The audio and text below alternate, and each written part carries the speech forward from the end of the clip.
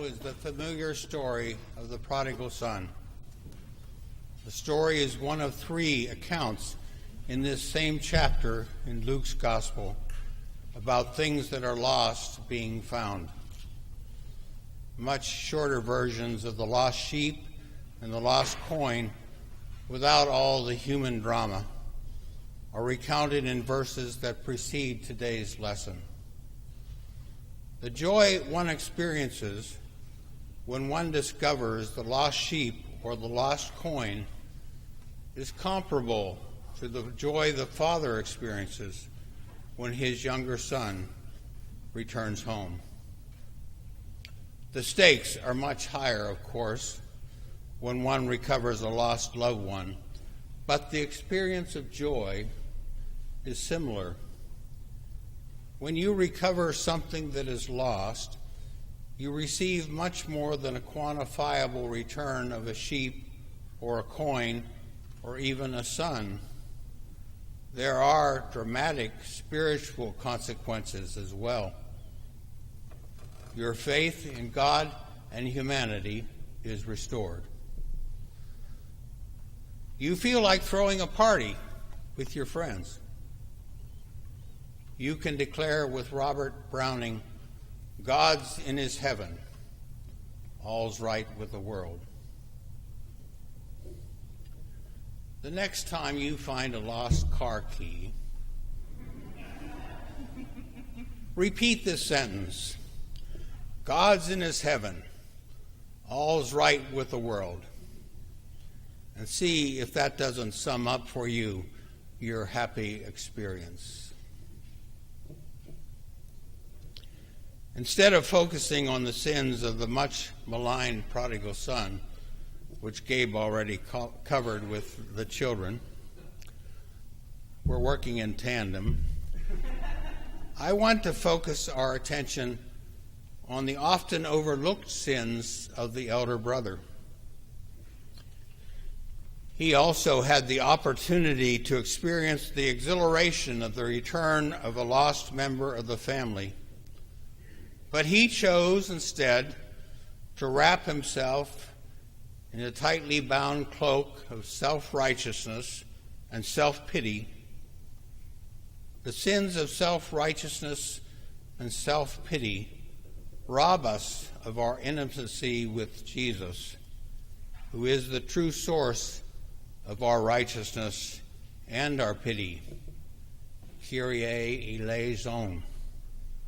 As the psalmist writes, "Like as a father pitieth his children, so the Lord pitieth them that fear him." The elder brother says to the father, "Listen, for all these years I have been working like a slave for you, and I have never disobeyed your command." This is a remarkable record of devotion, if true. But we know it isn't true, because the elder brother is actually caught in the act of disobeying his father's command to come into the party. And now, here comes the self-pity part. "You have never given me even a goat so that I might celebrate with my friends." I myself went on a binge of prodigal living for a few years, a couple decades ago. Before this church practiced the fine art of forgiveness and welcomed me back into the family of faith. Maybe that's the reason I choose to focus on the sins of the elder brother. The sins of the younger brother hit too close to home. The sins of the elder, his self-righteousness and self-pity, are less sensational, but more devastating to the soul. Three phrases in the text point out these sins for me and make it possible for us to cite the elder with even greater transgressions than the younger. I'm indebted to my mentor in biblical faith, Clarence Jordan, for some of these remaining thoughts. The first phrase that blows the elder brother's cover as a devoted son is the statement, "But when this son of yours came back." These words capture an immense sadness. No longer is he my brother. He is your son. The elder brother has lost his sense of family. One of the great gifts God bestows upon each of us is the gift of family. Whomever among the Holy Trinity came up with the idea of family has earned the gratitude of humanity throughout the ages. The Holy Trinity, itself a family. A stroke of divine genius. We are born into a family. We live our lives and create a legacy for ourselves within the context of our family. And despite today's levels of dereliction and abuse and abandonment, the notion of family, planted deep within our hearts, has weathered the storm and remains our core human instinct. With these few angry words, "This son of yours," the elder brother blasphemes the rule of God in his life, and he goes forth on a single imaginary journey of his own, far away from his father's care. And the second sin of the elder brother is the statement about his younger brother wasting his living on prostitutes. Now, where did this idea come from? It is nowhere mentioned in the text except by the elder brother. This idea that his younger brother that had engaged prostitutes. The elder son hasn't even encountered his younger brother yet. Oh, I see.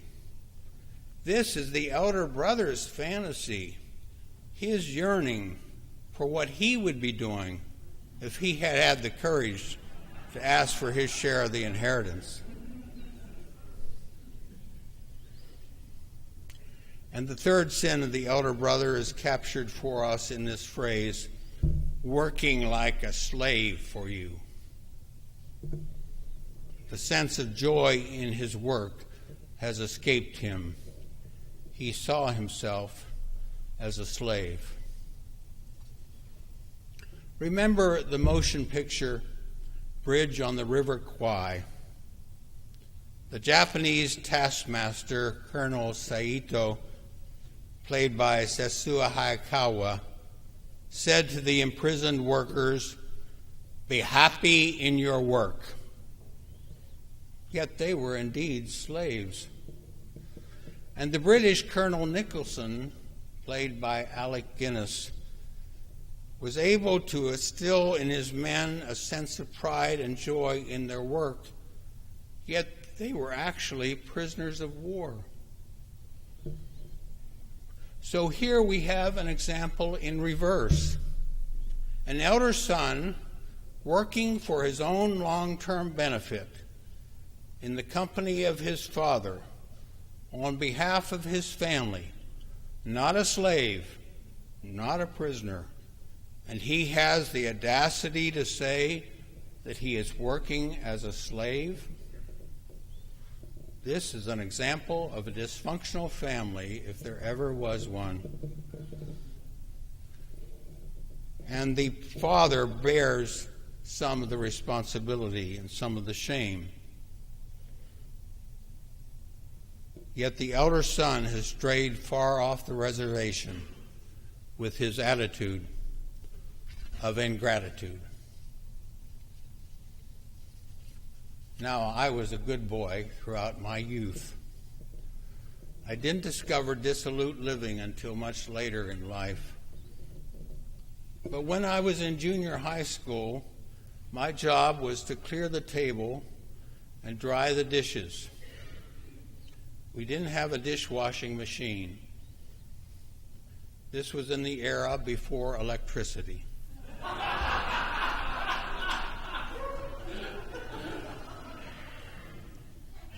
But I never dried the dishes joyfully.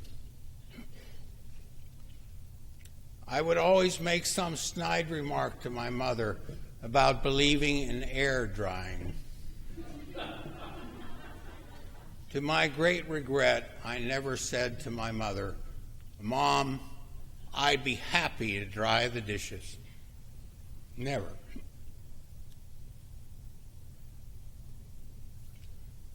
I discovered in my adult years that honorable work provides much happiness for the soul.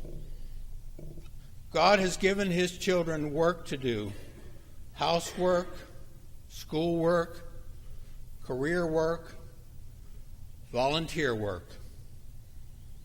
God tells us in Genesis, "By the sweat of your brow you shall eat your bread." Just as God has given us the concept of family, the concept of work, intended initially to be a curse, yet transformed by the grace of God into a blessing for our poor souls, it gives us a sense of dignity and purpose. All the goodness in life has escaped the consciousness of the elder brother in his betrayal of these two hallmarks of humanity: family and vocation. He is isolated as to his family and enslaved as to his work. And this is all of his own doing. If today you were able to celebrate family and vocation, despite the deep losses and disappointments that inevitably accompany us on each of our personal journeys, you are indeed a blessed individual. We have all lost our way at times, but today we hear the voice of Jesus, who is our righteousness and who takes pity on his children. Jesus comes to us and says, "My children, you are always with me, and all that is mine is yours." We have to celebrate and rejoice together, for once you were lost, but now are found.